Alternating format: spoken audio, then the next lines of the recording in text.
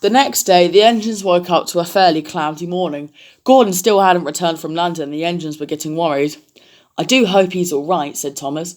If he had an accident, I hope he won't be out for long. Indeed, Thomas, we can only hope, I suppose, said Edward. I hope he hasn't had an accident, because it will be quite strange without him around, all his bossy behaviour. But then again, it might not actually be too bad. Ha ha ha! None of the other engines laughed. Henry immediately fell silent.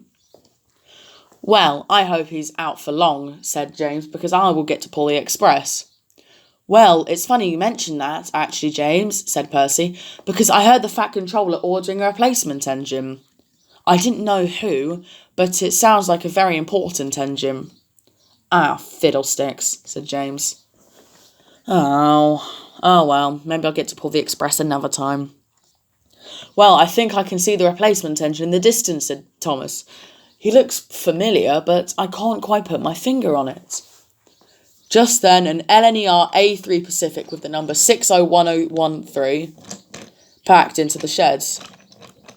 It was the Flying Scotsman. Hello, everyone. It's brilliant to be back, said Flying Scotsman.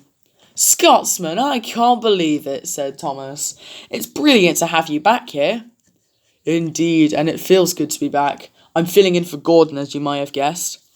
Yes, we heard he had an accident, but we weren't sure where.